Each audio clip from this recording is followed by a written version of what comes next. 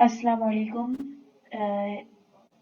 Today I am here with my new topic, pH and buffers. So I am started my lecture from the objectives.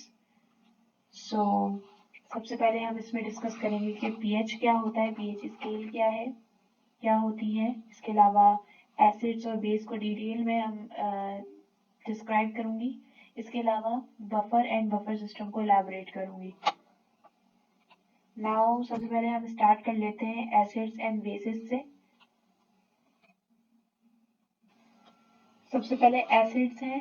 Acids क्या होते हैं? ये H positive ions produce करते हैं। That means कि कोई भी केमिकल रिएक्शन अगर हो रहा है, कोई भी कंपाउंड है, अगर उसमें से H पॉजिटिव आयंस जो प्रोड्यूस हो रहे हैं तो वो हमारे पास एसिड्स कहलाते हैं। इसी तरह बेसिस क्या होते हैं? अगर वो OH नेगेटिव आयंस प्रोड्यूस कर रहे हैं तो वो हमारे पास बेसिस होता है। सही है। अच्छा, एसिड्स को हम हाइड्रोनियम आयंस भी कह सकते हैं। ठीक है, अगर वो हाइड्रोनियम आयंस के फॉर्म में अगर H पॉजिटिव आयंस को प्रोड्यूस कर रहा है तो वो भी एसिड ही कहलाता है। इसकी फर्दर डिस्क्रिप्शन हम आगे देखेंगे। लेकिन यहाँ पे एक प्रॉब्लम ये आती है कि बेसिस जो है वो हमारे पास उसमें सारे हाइड्रोक्साइड आयंस नहीं होते, यानी कि OH नेगेटिव आयंस नहीं होते। ठीक है, तो इसके बहुत सारे रीजंस हो सकते हैं। फर्स्ट ऑफ ऑल, अगर मैं एक एग्जांपल दूं आपको कि NH3 यानी कि अमोनिया का जो आयन होता है, NH3 पॉजिटिव अमोनियम आयन होता है, अगर मैं उसको वाटर के साथ रिएक्ट करवा दूं, H2O के साथ रिएक्ट करवा दूं, तो वो क्या बना लेता है? अमोनियम हाइड्रोक्साइड, यानी कि NH4OH। ठीक है, तो यहाँ पर क्या हुआ कि इसने अमोनियम हाइड्रो ऑक्साइड बना दिया, प्रोड्यूस कर दिया ना OH नेगेटिव आयन। कोई भी कंपाउंड जिसके ऊपर OH नेगेटिव लगा हुआ है वो बेसिस कहलाते हैं। जिसके ऊपर अगर वो OH नेगेटिव नहीं लगा हुआ, लेकिन अगर वो कंपाउंड वाटर के साथ रिएक्ट करके OH नेगेटिव आयन प्रोड्यूस कर रहा है तो वो क्या कहलाएगा हमारे पास? बेस। अब वो स्ट्रॉन्ग एसिड या स्ट्रॉन्ग बेस कहलाए या वीक बेस कहलाए वो अलग कहानी है, उसके अलग मैकेनिज्म्स होते हैं। लेकिन यहाँ पे याद रखने वाली बात यह है कि अगर OH नेगेटिव आयंस यानी कि हाइड्रोक्साइड आयंस कोई भी कंपाउंड या कोई भी एलिमेंट प्रोड्यूस कर रहा है तो वो क्या कहलाएगा? बेस। ठीक है, अब जरूरी अब वो कंपाउंड पूरा बन चुका है, हम उसको OH नेगेटिव आयन हमें दिख रहा है उसमें, या जैसे NaOH है, ठीक है, सोडियम हाइड्रोक्साइड है, इसमें एक ये हमारे पास क्या है? दिख रहा है। ठीक है, मतलब OH नेगेटिव आयन हमें पता है इसमें OH नेगेटिव आयन है, इसका मतलब ये है कि वो बेस है। लेकिन अगर मैं कह रही हूँ कि अमोनिया है, ठीक है, लेकिन अमोनिया को मैं एज अ बेस कंसिडर कर रही हूँ, NH3 पॉजिटिव को बेस कंसिडर कर रही हूँ, लेकिन उसमें OH तो लगा हुआ नहीं है, मुझे कैसे पता चलेगा ये बेस है? तो मैं उसको क्या करूँगी? वाटर के साथ रिएक्ट करवाऊंगी। अगर उसने OH वाटर के साथ रिएक्ट करके OH आयन बना दिया, यानी कि OH नेगेटिव आयन उस कंपाउंड के साथ रिएक्ट कर गया, तो क्या होगा? वो बेस कहलाएगा। ठीक है जी। नाउ द नेक्स्ट इज, अच्छा यहाँ पर क्या कहा जा रहा है? H पॉजिटिव आयन और OH नेगेटिव आयन की बात की जा रही है, तो यानी कि पॉजिटिव और नेगेटिव पे क्या मतलब हुआ? ठीक है, हमेशा याद रखिएगा कि जो भी रिएक्शन होता है वहां पर H पॉजिटिव और पॉजिटिव आयन और नेगेटिव आयन लाजमी होता है। ठीक है, मतलब ये हुआ कि अगर H पॉजिटिव आयन है या फिर कोई पॉजिटिव आयन है, कोई पॉजिटिव आयन का कोई कंपाउंड मौजूद है और नेगेटिव आयन का कंपाउंड मौजूद है, तो वो दोनों आपस में रिएक्ट करेंगे तो ही वो केमिकल रिएक्शन कंप्लीट होगा। ठीक है, अदरवाइज कोई भी केमिकल रिएक्शन नहीं होगा। जैसे हमारे पास इलेक्ट्रिसिटी है, पॉजिटिव पॉजिटिव टर्मिनल आपस में क्या करते हैं? रिपेल करते हैं एक दूसरे को। इसी तरह हमारे पास केमिकल रिएक्शन में भी होता है कि पॉजिटिव आयन के साथ रिएक्ट नहीं करते, वो एक दूसरे से रिपेल कर देते हैं, एक दूसरे से दूर हो जाते हैं। हमेशा ओपोजिटली चार्ज्ड आयंस जो होते हैं वो आपस में अट्रैक्ट करते हैं। ठीक है, H पॉजिटिव आयन और OH नेगेटिव आयन को अगर मैं कह रही हूँ रिएक्शन करवाना है, तो मैं क्या बनेगा? मेरे पास वाटर बन जाएगा, H2O बन जाएगा। ठीक है, मतलब ये हुआ इस बात है कि पॉजिटिव और नेगेटिव आयंस दोनों मिलकर क्या बना रहे हैं? हमारे पास केमिकल रिएक्शन कंप्लीट कर रहे हैं। सही है, तो यहाँ पे कहा जा रहा है कि आयोनाइजेबल पेयर जो है वो हमारे पास प्रोटॉन डोनर होते हैं और प्रोटॉन एक्सेप्टर होते हैं, यानी कि जितने भी हमारे पास आयोनाइजेबल पेयर होते हैं वो हमारे पास प्रोटॉन डोनर भी हो सकते हैं और प्रोटॉन एक्सेप्टर भी हो सकते हैं, ठीक है। और ये सारे आयोनाइजेबल पेयर होते हैं, ठीक है। एसिड जो है वो हमेशा बेसिस के साथ ही पेयर करता है। H पॉजिटिव आयन मैंने आपको बताया वो हमारे पास एसिड्स होते हैं और OH नेगेटिव आयंस जो है वो हमारे पास बेसिस होते हैं, ठीक है। अब यहाँ पे क्या क्या कहा जा रहा है कि हमेशा यही होगा कि अगर कोई एक प्रोटॉन को एक्सेप्ट करे तो जाहिर सी बात है कोई दूसरा वाला डोनेट करेगा तो ही वो एक्सेप्ट करेगा, यानी कि H पॉजिटिव आयन अपना पॉजिटिव आयन डोनेट करेगा तो ही नेगेटिव आयन उसको एक्सेप्ट करेगा, ठीक है। या फिर ये हो सकता है कि अगर OH नेगेटिव यानी कि ये नेगेटिव आयंस अगर अपने आप को डोनेट कर रहा है तो पॉजिटिव आयंस उसको एक्सेप्ट करेगा। जाहिर सी बात है अगर सामने वाले के पास जगह खाली ही नहीं है तो वो कैसे मतलब अपनी चीज उसको दे सकता है, ठीक है। तो अगर आपने ऑर्गेनिक केमिस्ट्री पढ़ी है तो इसमें आपको बहुत अच्छे तरीके से ये वाला आपका कॉन्सेप्ट क्लियर होगा कि H positive ion sorry positive ions जो है हमेशा नेगेटिव आयंस के साथ ही एक तो रिएक्ट करते हैं, दूसरा ये कि अगर किसी के पास इलेक्ट्रॉन या प्रोटॉन मौजूद है एक्स्ट्रा मौजूद है तो वो क्या करता है उसको डोनेट कर देता है। अगर दो ज्यादा मतलब दो पेयर में मौजूद है तो इसका मतलब ये हुआ कि वो पेयर डोनेट करेगा, ठीक है। अच्छा यहाँ पे ना तीन टाइप की थ्योरीज भी होती है, ठीक है। एक आरएनएस थ्योरी है, एसिड बेस थ्योरी होती है। इसके अलावा हमारे पास Bronsted Lowry acid base theory होती है और एक लेविस एसिड और लेविस बेस थ्योरी होती है। तो यहाँ पे तीन थ्योरी का क्या मतलब हुआ कि इन तीनों थ्योरी ने अलग अलग साइंटिस्ट ने आरएनएस ने अपनी थ्योरी पेश की थी, ब्रॉन्स्टेड ने अपनी थ्योरी पेश की थी और लेविस ने अपनी थ्योरी पेश की थी। यहाँ पे बताया जा रहा था कि आरएनएस ने ये बोला कि एसिड जो है हमें हमारे पास H पॉजिटिव आयन प्रोड्यूस करता है वाटर के अंदर, ठीक है, बेसिक कॉन्सेप्ट है। और बेस जो है हमारे पास OH नेगेटिव आयन प्रोड्यूस करता है वाटर के अंदर। जबकि ब्रॉन्स्टेड लॉरी थ्योरी ने क्या बताया हमें कि एसिड जो है वो प्रोटॉन डोनर होता है और बेस हमारे पास प्रोटॉन एक्सेप्टर होता है। जबकि लेविस ने उसकी उल्टी कहानी कर दी, उसने क्या कहा कि इलेक्ट्रॉन पेयर जो है वो एक्सेप्टर मतलब एसिड का जो इलेक्ट्रॉन पेयर होता है वो एक्सेप्टर होता है और डोनर जो है हमारे पास बेसिस का जो इलेक्ट्रॉन पेयर होता है वो हमारे पास डोनर होता है, ठीक है। तो अब ब्रॉन्स्टेड तो ये कह रहा है कि एसिड जो है हमारे पास प्रोटॉन डोनर है, जबकि लेविस कह रहा है हमारे पास एसिड प्रोटॉन एक्सेप्टर है। तो यहाँ पर क्या कहा जा रहा है, अब इन दोनों थ्योरी के में जो क्लैश आया है उसका ये कॉन्सेप्ट था, इन दोनों ने अपना अपना कॉन्सेप्ट तो दे दिया लेकिन यहाँ पे समझने वाली बात यह है कि दोनों ने अपने तरीके से बिल्कुल सही बात की है। लेकिन पॉइंट ऑफ व्यू क्या था, ब्रॉन्स्टेड का ये पॉइंट ऑफ व्यू था कि एसिड जो है वो प्रोटॉन डोनर है, ठीक है। लेकिन ये यहाँ पर किस चीज की बात कर रहे हैं, प्रोटॉन ट्रांसफरिंग की बात कर रहा है, प्रोटॉन यहाँ पे ट्रांसफर हो रहे हैं। जबकि लेविस एसिड और लेविस बेस जो थ्योरी पेश की गई थी उसमें पेयर की बात हो रही थी, यानी कि वो इलेक्ट्रॉन पेयर एक्सेप्टर है और इलेक्ट्रॉन पेयर डोनर है, ठीक है। यानी यहाँ पे पेयर की बात हो रही इलेक्ट्रॉन पेयर की बात हो रही थी, ठीक है। तो अगर उसके पास लोन पेयर है तो ही वो डोनेट करेगा, ठीक है। लेकिन अगर उसके पास लोन पेयर है ही नहीं, मतलब दूसरे वाले को अगर लोन पेयर की जरूरत है और इसके पास एक्स्ट्रा है तो वो क्या करेगा, वो डोनेट कर देगा और दूसरा वाला क्या है वो एक्सेप्ट कर रहा है, ठीक है। तो यहाँ पे ये क्लियर कॉन्सेप्ट है कि वो प्रोटॉन ब्रॉन्स्टेड जो है वो प्रोटॉन ट्रांसफर की बात कर रहा था और लेविस एसिड और लेविस बेस जो थे हमारे पास थ्योरी जो आई थी वो हमारे पास इलेक्ट्रॉन पेयर एक्सेप्टर की बात कर रही थी, मतलब इलेक्ट्रॉन पेयर की बात कर रही थी जो कि एक्सेप्ट हो रहा था और डोनेट हो रहा था, ठीक है। तो यहाँ पे भी यही वाली बात की जा रही है कि प्रोटॉन जो है वो हमेशा एक्सेप्ट होगा। अगर एक कंपाउंड उसको एक्सेप्ट कर रहा है तो जाहिर सी बात है दूसरा वाला डोनेट करेगा तो हम एक्सेप्ट करेंगे ना। अगर हम किसी चीज अगर मैं कह रही हूँ कि भाई मेरे पास एक पेंसिल है और सामने वाले के पास नहीं है तो नहीं है तो अब मैं उसको दूंगी तो वो मुझसे लेगा ना, जाहिर सी बात है। या तो फिर यही होगा कि मांगेंगे, ठीक है। तो बेसिकली केमिकल रिएक्शन में मांगने का तो सीन होता नहीं है, तो इसमें क्या होता है कि हमेशा यहाँ पर जब एक केमिकल कंपाउंड के पास एक्स्ट्रा प्रोटॉन होता है तो वो डोनेट कर देता है नेगेटिव आयंस वाले के पास, ठीक है। तो हमेशा पॉजिटिव आयन जो है वो डोनेट करता है और नेगेटिव आयन उसको एक्सेप्ट करता है। अगर नेगेटिव आयन के पास उसके पास ज्यादा प्रोटॉन मौजूद है तो वो क्या करेगा, पॉजिटिव आयन वाले को डोनेट कर देगा। ठीक है,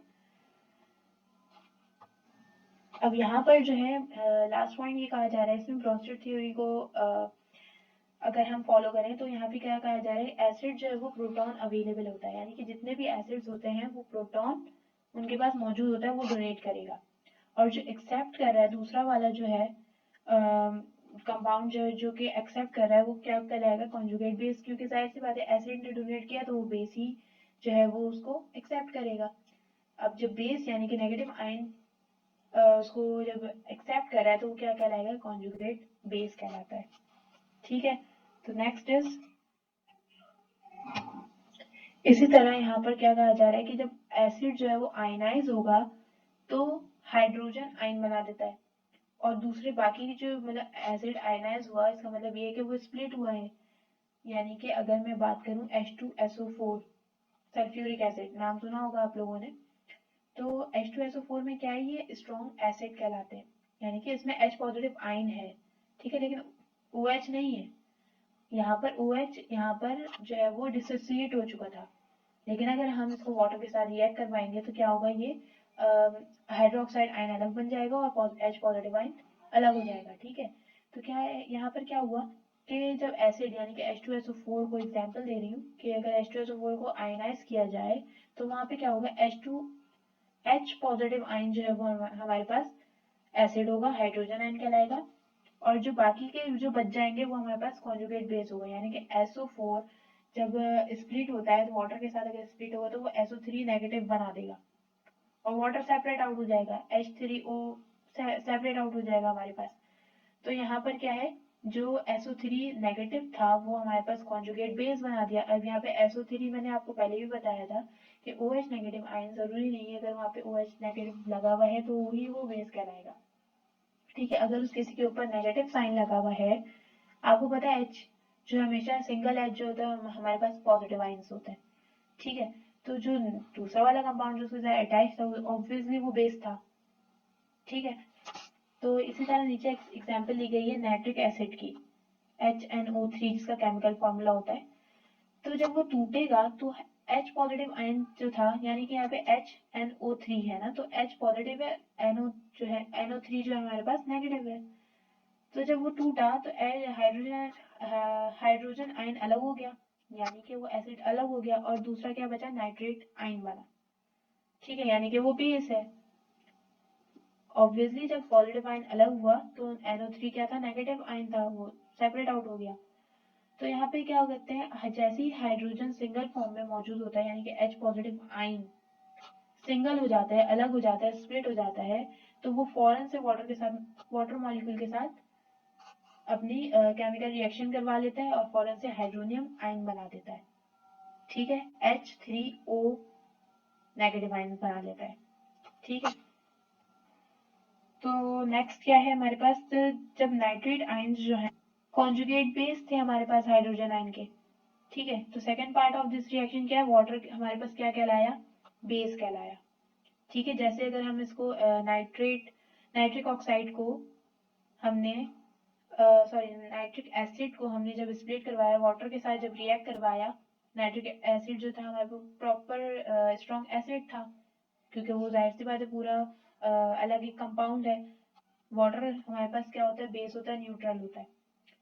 तो हमने क्या किया, उसको वाटर के साथ जब रिएक्ट करवाया तो उसने कॉन्जुगेट एसिड बना दिया NO3 का नेगेटिव का, और कॉन्जुगेट बना दिया बेस H3O पॉजिटिव का। ठीक है, हाइड्रोनियम आयन बना दिया उसने। अब यहाँ पे क्या है, कॉन्जुगेट पेयर्स है। कॉन्जुगेट पेयर्स का मतलब क्या हुआ, HCO3, यानी कि हमारे पास यहाँ पे हाइड्रोनियम आयन है एसिड, उसके बाद वो वाटर के साथ रिएक्ट करवा रहा है तो H3O पॉजिटिव बन रहा है, यानी कि वो भी एसिड बना रहा है, लेकिन साथ में क्या बन रहा है, कार्बोनेट बन रहा है। कार्बोनेट हमारे पास क्या होता है, बेस होता है। जहाँ पे पॉजिटिव साइन होगा वो एसिड है, और जहाँ पे नेगेटिव साइन होगा वो हमारे पास बेस है। ये कांस्टेंट है, ये कभी चेंज इस तरह, ये कॉन्सेप्ट कभी भी चेंज नहीं होगा। यहाँ तक जो है हमारे पास एसिड और बेस की जो थ्योरी थी और एसिड और बेस जो था हमारा क्लियर हो गया पॉइंट। अब आ जाते हैं पीएच पे। अब पीएच जो है हमारे पास क्या है, ये एक यूनिट होती है, मेजरमेंट की यूनिट है बेसिकली, पावर ऑफ हाइड्रोजन, यानी कि कितने पावर हाइड्रोजन का कितना अमाउंट किसी भी कंपाउंड में मौजूद है, तो हम पीएच से फाइंड आउट कर लेते हैं।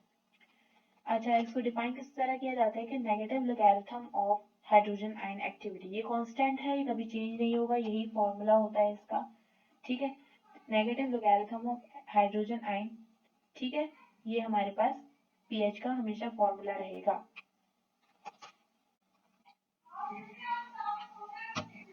पीएच से हमें क्या पता चलता है कि वो सॉल्यूशन, कोई भी सॉल्यूशन है उसके अंदर एसिडिटी कितनी है और अल्कलाइनिटी कितनी है। अल्कलाइनिटी का मतलब होता है बेसिसिटी कितनी है, उसके अंदर कोई भी कंपाउंड, हमने कोई भी सॉल्यूशन लिया है उसके अंदर कितना एसिड और कितना बेस मौजूद था, ये हमें कौन बताता है, पीएच बताता है। अब पीएच की ना एक स्केल होती है, इंडस्ट्रियल इंस्ट्रूमेंटेशन के तौर पे अगर हम देखें तो हमारे पास 0 to 14 पीएच पे सारे एसिड और बेसिस लाई कर रहे होते हैं, सही है। अगर हम 0 to 6.9 कंसीडर कर रहे हैं, 6.9 या 6.8, तो ये हमारे पास क्या कहलाते हैं, एसिड्स कहलाते हैं। ठीक है, यानी कि इसका मतलब ये हुआ कि स्ट्रॉन्ग एसिड भी इसी में आएगा, वीक एसिड भी इसी में आएगा, स्लाइटली एसिडिक कंपाउंड्स भी इसी के अंदर आएंगे, जितने भी एसिड्स कंपाउंड्स होते हैं। ठीक है, उसके बाद क्या होगा, 6.9 to 7.1 या 7 जो है हमारे पास क्या होता है, न्यूट्रल होता है। ठीक है, अब नेक्स्ट 7 टू ऑनवर्ड, यानी कि 7 to 14, 7.1 या 7.2 to 14 जो है हमारे पास कितना होते हैं, ये हमारे पास क्या होते हैं, बेसिस होते हैं। ठीक है, अब यहाँ पे वीक एसिड्स, वीक बेसिस भी हो सकते हैं, वीक स्ट्रॉन्ग बेसिस भी हो सकते हैं, और स्लाइटली बेसिक कंपाउंड्स भी इसी में इंक्लूड होंगे। ठीक है, बात समझ में आ गई कि 0 to 14 हमारे पास पीएच रेंज होती है, जिसमें 0 to 6.8 या 6.9 हमारे पास एसिड्स होते हैं, 7 हमारे पास न्यूट्रल होता है, या ना ये एसिड होते हैं ना ये बेस होते हैं, यानी कि सिंपल एक हमारे पास जो है वाटर है वो क्या है, हमारे पास न्यूट्रल कंपाउंड है। ठीक है, इसी तरह क्या होता है, सॉरी न्यूट्रल सोल्यूशन है। नेक्स्ट क्या है हमारे पास, जितना भी से 7.1 to 14 जो है वो हमारे पास क्या होता है, बेसिस होते हैं सारे। अब यहाँ पे आ जाते हैं हम, वो सब्सटेंसेस या वो सॉल्यूशन जिसके अंदर हाइड्रोजन आयन या हाइड्रोक्सिल ग्रुप, यानी कि हाइड्रोक्सिल जो है वो आयन मौजूद है, कि कितने अमाउंट में कितनी कंसंट्रेशन में मौजूद है, उसका रेशियो हमें क्या बताता है, पीएच बता रहा होता है, पीएच वैल्यू बता रही होती है। ठीक है, H पॉजिटिव कंसंट्रेशन अगर ज्यादा है तो वो हमारे पास एसिडिक कंपाउंड होता है, और अगर OH नेगेटिव कंपाउंड कंसंट्रेशन ज्यादा है तो वो हमारे पास बेसिक कंपाउंड होते हैं। ठीक है, क्या मतलब हुआ इस बात का कि अगर मैं इस दोनों को कंपेयर करूं, ठीक है, H पॉजिटिव और OH नेगेटिव, तो क्या होगा, अगर H पॉजिटिव आयन ज्यादा है, OH नेगेटिव कम है, तो वो एसिडिक कंपाउंड है। अगर OH नेगेटिव आयन ज्यादा है, H पॉजिटिव आयन कम है, तो वो क्या है, हमारे पास बेसिक होते हैं कंपाउंड्स। अब यहाँ पे क्या है, 7 जो है हमारे पास न्यूट्रल होता है, लेस देन 7 जो है हमारे पास एसिडिक होते हैं, और ग्रेटर देन 7 हमारे पास बेसिक होते हैं। कंपाउंड जो है हमारे पास पीएच स्केल पे अगर हम चेक करें तो हम पीएच के थ्रू जो है एच पॉजिटिव आयन को ही कंसीडर करते हैं। एच पॉजिटिव आयन अगर हमें पता चल जाए कितने अमाउंट में मौजूद है, तो OH नेगेटिव भी हम खुद से कैलकुलेट कर लेते हैं या खुद से अंदाजा लगा सकते हैं। ठीक है, एच पॉजिटिव आयन, क्योंकि हमने इसके फॉर्मूले में भी देखा था कि negative logarithm of hydrogen ion, तो पीएच क्या किसके बारे में बताता है, एसिडिटी और बेसिसिटी के बारे में बता दिया इसने, लेकिन सिर्फ किसको कैलकुलेट करते हुए, एच पॉजिटिव आयन को, हाइड्रोजन आयन को कैलकुलेट करते हुए हम इसकी एसिडिटी और बेसिसिटी बता देते हैं सोल्यूशन की। ठीक है, जैसे अगर हम प्योर वाटर की एग्जांपल लें तो क्या होगा कि एच पॉजिटिव आयन की जो कंसंट्रेशन है 1 into 10⁻⁻7 मोलर के बराबर होता है। ठीक है, अगर इससे ज्यादा है -7, यानी कि 7 हमारे पास न्यूट्रल होता है, तो अब क्या कहते हैं, -7 है तो इसका मतलब 0.0000 समथिंग होगा, सही है। तो अब यहाँ पे अगर 1:10⁻⁻7 है तो ये हमारे पास H positive ion pure water के बारे में पता चल जाता है हमें। ठीक है, यानी कि इसमें pH की वैल्यू 7 है, वाटर हमारे पास न्यूट्रल हो गया। अगर 1/10⁻⁻7 -14 अगर हो जाता है तो वो बेसिक कंपाउंड्स हो जाएंगे, और अगर सिर्फ 10⁻³ -2 होता है तो क्या होगा हमारे पास, एसिडिक कंपाउंड होंगे। अब यहाँ पे रेंजेस आ जाती हैं, पीएच की रेंजेस हैं और डिफरेंट कंपाउंड्स यहाँ पे आपको साइड में गिवन है, नजर आ रहे होंगे। ये हमारे पास बता रहा है कि कौन सा कंपाउंड एसिडिक है और कौन सा बेसिक। अब यहाँ पे 0.0 जो है हमारे पास स्ट्रॉन्ग एसिड कंपाउंड्स होते हैं, और 14.0 हमारे पास क्या होते हैं, स्ट्रॉन्ग बेसिक कंपाउंड्स होते हैं। ठीक है, अब बीच में क्या है हमारे पास, स्लाइटली एसिडिक भी हो सकते हैं, स्लाइटली बेसिक भी हो सकते हैं, वीक एसिड भी हो सकते हैं और वीक बेसिस भी हो सकते हैं। ठीक है, 7 हमारे पास क्या है, वो न्यूट्रल होता है। सही है, सबसे पहले अगर हम देखें 4.0% NaOH है, यानी इसका मतलब ये हुआ इस बात का कि यहाँ पे NaOH की जो NaOH है यहाँ पे स्ट्रॉन्गली बेसिक है, क्योंकि इसकी जो लाइन जो है 14.0 तक जा रही है। यहाँ पे क्रैकर्स जो है हमारे पास 7 अप्रॉक्स अगर देखें 7.8 है, 7.6 भी हो सकती है। तो ये क्या है, क्रैकर्स जो है हमारे पास वीकली बेसिक कंपाउंड होता है, या स्लाइटली बेसिक कंपाउंड्स कह सकते हैं। ब्लड हमारे पास स्लाइटली बेसिक कंपाउंड्स होते हैं, ब्लड जो है हमारा 7.4 pH होता है इसका, तो ये हमारे पास क्या है, स्लाइटली बेसिक हो सकते हैं, या फिर आप इसको वीकली बेसिक भी कह सकते हैं। इसी तरह वाटर, प्योर वाटर है, प्योर वाटर क्या है हमारे पास 7 होता है, pH इसका न्यूट्रल है। अब ये 7 से कम जा रहे हैं, यानी कि मिल्क जो हमारे पास क्या है 6.8 कर लें, 6.7 कर लें, ये क्या है हमारे पास स्लाइटली एसिडिक कंपाउंड है। बेयर है, टोमेटोज हैं, ऑरेंजेस है, लेमन्स हैं, H2SO4 क्या है हमारे पास स्ट्रॉन्गली एसिड, मैंने पहले भी बताया था स्ट्रॉन्गली एसिड है। इसका मतलब ये है कि इसकी कोई लाइन शो ही नहीं हो रही, इसका मतलब ये है ये 0.0 पे है, ये बिल्कुल स्ट्रॉन्गली एसिड है, मतलब बिल्कुल ही टॉक्सिक है।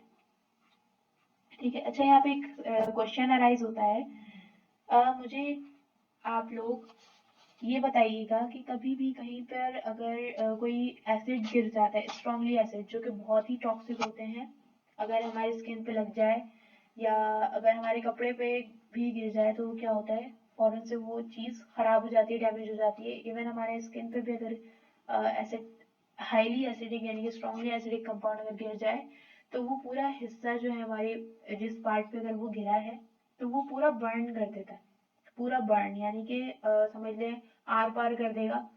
मतलब अगर हड्डी पे भी गिरा है तो पूरी हड्डी को डिसॉल्व कर देगा, पूरी जो है हमारी स्किन को डिसॉल्व कर देगा। सही है, तो अब मुझे ये बताएं कि कहीं पर अगर एसिड गिर जाता है तो हमें क्या करना चाहिए, क्या प्रिकॉशंस होंगे उसके। ठीक है, ये कमेंट सेक्शन में आप मुझे जरूर बताइएगा इस क्वेश्चन का आंसर। ठीक है, और अगर इंशाल्लाह मैं नेक्स्ट पीपीटी में या फिर आपको आंसर जरूर करूंगी, अगर आप करेक्ट आंसर करते हैं तो अच्छी बात है, अगर रॉन्ग भी करते हैं तो मैं आपको उसका आंसर जरूर बताऊंगी। ठीक है, लेकिन कोशिश करें कि थोड़ा दिमाग लगाएं कि अगर एसिड कहीं पे गिर जाता है तो हमें क्या करना चाहिए, उसको डाइल्यूट करना चाहिए या उसमें उसको वाटर से धो देना चाहिए, क्या करना चाहिए। जब मैंने कहा है ये स्ट्रॉन्गली एसिड है तो हम इसमें बहुत ज़्यादा कॉशंस हमें ज़रूरी है। ठीक है, अच्छा जैसे लैब सेफ्टी रूल्स अगर आपने पढ़े होंगे तो उसमें भी इसके बारे में ज़रूर बताया जाता है। ठीक है, अच्छा अब यहाँ पे आ जाते हैं, वापस आ जाते हैं कि पीएच को कैसे कैलकुलेट किया जाता है। मैंने आपको ऑलरेडी बता दिया, माइनस लॉग यानी कि negative logarithm H positive ion जो है हमारे पास क्या होता है, पीएच का फॉर्मूला है, इसके थ्रू हम इजिली पीएच फाइंड आउट कर सकते हैं। ठीक है, अब पीएच की टेस्टिंग किस तरह होती है, पीएच की डिफरेंट टाइप की टेस्टिंग होती है। जैसे अगर आपने लिटमस पेपर देखा होगा, आपने 9 में भी किया है, 10 में भी किया है, फर्स्ट या सेकेंड ईयर में भी ऑलरेडी आप करके आ रहे हैं लिटमस पेपर, आपने नाम भी सुना है इसका। अगर रेड कलर आ जाता है, लिटमस पेपर ब्लू लिया था आपने लेकिन उसमें रेड कलर आ रहा है तो इसका मतलब ये है कि कंपाउंड एसिडिक था। रेड लिटमस पेपर लिया है, ऑब्वियसली उसमें कलर चेंज जब होगा तो ब्लू कलर होगा, तो वो क्या है हमारे पास बेसिक कंपाउंड है। तो हम केमिस्ट्री लैब में हम मोस्टली ये करते हैं कि दोनों कलर के लिटमस पेपर लेते हैं, ब्लू और रेड दोनों लेते हैं और उसको केमिकल में डिप कर देते हैं। तो अगर रेड वाला रेड ही रहा है तो इसका मतलब ये है कि वो गलत था, लेकिन जो कलर चेंज कर देता है, यानी कि रेड वाला अगर ब्लू कर रहा है तो इसका मतलब ये हुआ कि वो बेसिक कंपाउंड था, और अगर ब्लू वाला रेड कर रहा है तो वो क्या है, हमारे पास एसिडिक कंपाउंड है। ये ऑलरेडी आप परफॉर्म भी कर चुके हैं। ठीक है, पीएच पेपर जो है हमारे पास मल्टी कलर के भी हो सकते हैं, पीएच मीटर के थ्रू भी कर सकते हैं। पीएच मीटर के बारे में मैं आपको नेक्स्ट स्लाइड में जरूर बताती हूँ। इसके अलावा हमारे पास यूनिवर्सल इंडिकेटर होता है। यूनिवर्सल इंडिकेटर का क्या मतलब हुआ कि वो सब्सटेंसेस जो कलर चेंज कर देते हैं, अगर एसिड में जाए, किसी भी एसिडिक सोल्यूशन या बेसिक सोल्यूशन में जाने के बाद उसका कलर चेंज कर दें, तो वो क्या कहलाते हैं, इंडिकेटर्स कहलाते हैं। वो इसका मतलब क्या हुआ कि वो स्पेसिफाई कर रहा है कि कौन सा कंपाउंड है। ठीक है, तो यहाँ पे इंडिकेटर्स यूज होते हैं। ठीक है, फिनोक्सिलीन यूज होता है मोस्टली टाइट्रेशन में। आप जो है अगर टाइट्रेशन परफॉर्म करेंगे केमिस्ट्री की लैब में तो आप देखेंगे कि उसमें फिनोक्सिलीन ज़्यादा यूज होता है बेसिक कंपाउंड के लिए, और एसिडिक के लिए हम मिथाइल ऑरेंज यूज करते हैं मोस्टली। ठीक है, इसके अलावा नेचुरल ये इंडिकेटर्स होते हैं। नेचुरल इंडिकेटर हमारे पास ज़्यादातर रेड कैबेज होता है, या रेडिशेस हो सकता है, या बीटरूट भी हमारे पास इंडिकेटर के तौर पे यूज होता है। पीएच मीटर क्या होता है, यहाँ पे पीएच को आइडेंटिफाई किस तरह करना है, ये इलेक्ट्रोलाइट बताता है, यानी वोल्टेज के थ्रू हमें क्या बताता है कि एसिड था या बेस था कंपाउंड। तो यहाँ पर क्या करते हैं, सबसे पहले पीएच जो है बहुत चीप रेंज में होता है, वेरी चीप होता है, एक्यूरेट प्रिसाइज रिजल्ट देता है, कैलिब्रेटेड होता है। कैलिब्रेटेड का मतलब ये है कि वो बिल्कुल एक्यूरेट होता है। बफर सॉल्यूशंस अगर सबसे पहले हम क्या करते हैं, ये इस तरह का ही दिखता है पीएच मीटर। सबसे पहले क्या होता है, इसमें एक पेन टाइप पेन होता है, और ये कनेक्टेड होता है पूरा एक आर्म से, आर्म जो कनेक्ट होता है वो मीटर से। ठीक है, इसको प्लग से ऑन कर दिया जाता है। उसके बाद क्या होता है, वो पेन जो है, पेन के नीचे प्रॉब लगा होता है। ठीक है, प्रॉब को हम सबसे पहले क्या करते हैं, रिंस करते हैं फ्रेश वाटर या डिस्टिल्ड वाटर से, हम उसको रिंस करते हैं। उसके बाद हम उस सोल्यूशन में डिप कर देते हैं जिसका हमें एसिडिटी या बेसिसिटी मालूम करनी है। ठीक है, तो ये क्या करता है, जब जैसे ही अपने सोल्यूशन के अंदर डिप किया तो वो फौरन से बता देता है कि इसका पीएच क्या है। सही है, मैनुअली हम नहीं कर सकते इसको, मैनुअली सिर्फ हम इसको कैलकुलेट कर सकते हैं उस फॉर्मूला के थ्रू जो मैंने आपको बताया था। अदरवाइज जो है हम अगर डिजिटल फॉर्म में अगर कर रहे हैं फौरन आंसर आ जाता है इसका। तो ये पेन जो है हम सोल्यूशन में डिप करेंगे उसका प्रॉब, लेकिन ये ध्यान रखते हुए करना होता है क्योंकि उसका प्रॉब जो है वो सरफेस से टच ना हो, सिर्फ सॉल्यूशन के अंदर रहे लेकिन उसके सरफेस उसके बॉटम से टच ना हो। ठीक है, ना ही उसके बीकर से टच हो। जिस भी ग्लासवेयर में अगर आपने उस पैन को डिप किया हुआ है, वैसे तो बीकर में ही करते हैं, तो वो उसके बॉटम से टच नहीं होना चाहिए। तो वो अदरवाइज क्या होगा कि वो रिजल्ट खराब कर देता है, एरर आ देता है। ठीक है, तो ये वोल्टेज जो है वो कन्वर्ट कर देता है पीएच के अंदर, और वो पीएच सामने आपके पास स्क्रीन पे शो हो जाता है। अब मैं बात कर रही थी स्ट्रॉन्ग एसिड्स और स्ट्रॉन्ग बेसिस, तो वो क्या होते हैं ये यहाँ पर देख लेते हैं। स्ट्रॉन्ग एसिड्स मैं आपको ऑलरेडी बता चुकी हूँ कि बहुत ज़्यादा टॉक्सिक होते हैं, बहुत सीवियर बर्न देते हैं, या बॉडी टिश्यू या कहीं पर भी अगर हमारी बॉडी में गिर जाए तो वो बहुत ज़्यादा हैफेजेट क्रिएट कर देता है। ठीक है, मतलब ये कि बहुत ज़्यादा जो है वो उसको प्रिकॉशंस हैं इसकी बहुत ज़्यादा, कि इसको बहुत एहतियात से यूज़ करना होता है हाईली एसिडिक यानी कि स्ट्रॉन्ग एसिड्स कंपाउंड्स को। ठीक है, स्टमक लाइनिंग और protected against HCl by mucus, इसका मतलब ये हुआ कि हमारे पास स्टमक लाइनिंग जो होती है वो HCl यानी कि हाइड्रोक्लोराइड एक हमारे पास कंपाउंड होता है जो हमारे स्टमक में रिलीज हो रहा होता है, जो कि हमारे जो भी हम फूड खाते हैं उसको डाइजेस्ट करने में हेल्प कर रहा होता है। ठीक है, अच्छा, स्ट्रॉन्ग इलेक्ट्रोलाइट मतलब 100% आयनाइज्ड होते हैं और गुड कंडक्टर होते हैं। ठीक है, गुड कंडक्टर मतलब हमारे पास ये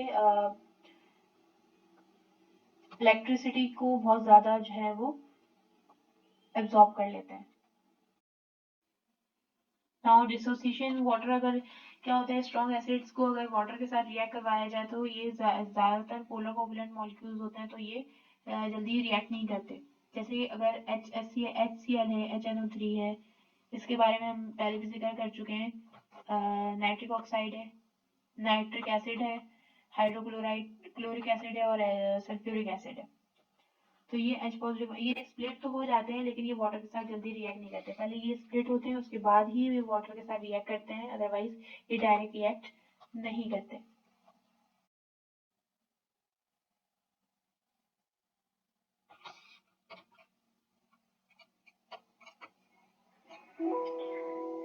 तो पहले हमने देखा था वीक एसिड्स, तो पहले हमने देखा था स्ट्रॉन्ग एसिड्स, अब हमारी बारी है कि वीक एसिड्स को देख लेते हैं। तो वीक एसिड्स कौन कौन से होते हैं? एसिटिक एसिड हो सकता है, कार्बोनिक एसिड होता है और फॉस्फोरिक एसिड होता है, और भी बहुत सारे वीक एसिड्स होते हैं, लेकिन यहाँ पे 3 ही मैंने डिस्कस किए हैं। एसिडिक एसिड जो है हमारे पास एंटी माइक्रोबियल सॉल्यूशंस होते हैं मोस्टली, जो कि हमारे पास एयर्स में, प्लास्टिक्स में, डाइज में, इंसेक्टिसाइड्स में यूज हो रहे होते हैं। कार्बोनिक एसिड जो हमारे पास कार्बोनेट बफर सिस्टम होता है, यानी कार्बोनेटेड ड्रिंक्स में ये यूज होता है। अच्छा, ये बफर सिस्टम हम आगे डिस्कस जरूर करेंगे। ये कार्बोनेटेड ड्रिंक्स में इसको यूज किया जाता है मोस्टली कार्बोनिक एसिड्स को, लेकिन इसको ज्यादा नहीं यूज करना चाहिए। H3 क्योंकि ये हमारी जो है वो कैल्शियम को बर्न करता है हमारी बॉडी के अंदर, सही है। H3PO4 क्या है? फॉस्फोरिक एसिड है, हमारे पास ड्रग्स में यानी कि मेडिसिन में यूज हो रहा है। फर्टिलाइजर यानी कि हमारे पास प्लांट की ग्रोथ के लिए यूज होता है। सोप्स में, डिटर्जेंट्स में, इसके अलावा एनिमल फीड में भी इसको यूज करते हैं। नाउ हमारे पास है वीक एसिड्स। वीक एसिड्स क्या होते हैं? हमारे पास वीक इलेक्ट्रोलाइट्स होते हैं, स्मॉल परसेंटेज में यूज होते हैं, स्मॉल परसेंटेज में आयनाइज्ड होते हैं, ये वीक कंडक्टर्स होते हैं, ठीक है। इसके अलावा हमारे पास ये डिसोसिएट कर, अगर वाटर के साथ डिसोसिएशन करवाई जाए इसकी, तो ये पोलर कोवलेंट मॉलिक्यूल्स होते हैं, और ये मॉलिक्यूल्स के में ही रहते हैं, मतलब ये टूटते हैं, ब्रेक नहीं होते। नाउ हमारे पास क्या है? हमारे स्ट्रॉन्ग बेसिस हैं, जो कि क्या होते हैं? स्ट्रॉन्ग इलेक्ट्रोलाइट्स होते हैं, 100% जो है वो डिसोसिएट होते हैं वाटर के साथ, और गुड कंडक्टर्स हैं। सीवियर डैमेज, जाहिर सी बात है, स्ट्रॉन्ग एसिड अगर हमें नुकसान दे रहा है तो स्ट्रॉन्ग बेस भी हमें नुकसान देगा। ये क्या करता है? स्किन को डैमेज करता है और आइज को भी डैमेज करता है। स्पेशली कौन से एलिमेंट्स? ग्रुप 1A के एलिमेंट्स। ग्रुप 1A के एलिमेंट्स कौन कौन से होते हैं?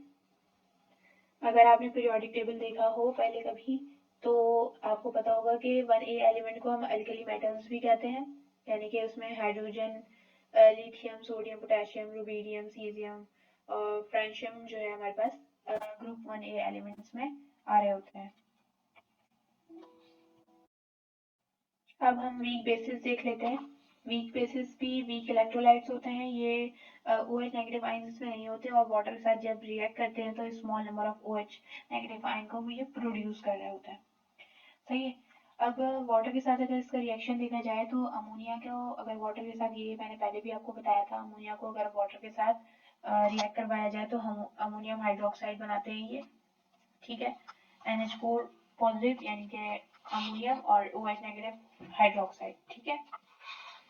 अच्छा, मैंने आपको पहले भी बताया था कि यहाँ पे एक रिएक्शन आप देख लें कि यहाँ पे NH3 जो है हमारे पास एसिड था और वाटर हमारे पास न्यूट्रल था, लेकिन यहाँ पर अमोनियम हाइड्रोक्साइड बन गया, यानी कि अमोनियम हाइड्रोक्साइड से हमें पता चल गया कि ये बेस है, सही है। इसी तरह कार्बोनेट को हमने क्या किया? वाटर के साथ रिएक्ट करवाया तो बाई कार्बोनेट बन गया, यानी कि H2 मतलब बाई, ये दो कार्बोनेट यानी कि दो H पॉजिटिव आयन है इसमें, बाई कार्बोनेट बन गया यानी कि एसिड, और OH नेगेटिव आयंस बेस, ठीक है। मैंने आपको पहले भी बताया था एक रिएक्टेंट में अगर नेगेटिव पॉजिटिव है तो वो रिएक्शन के मतलब प्रोडक्ट जो है हमें नेगेटिव पॉजिटिव में मिलेगा और एक कंपाउंड के फॉर्म में मिलेगा, सही है।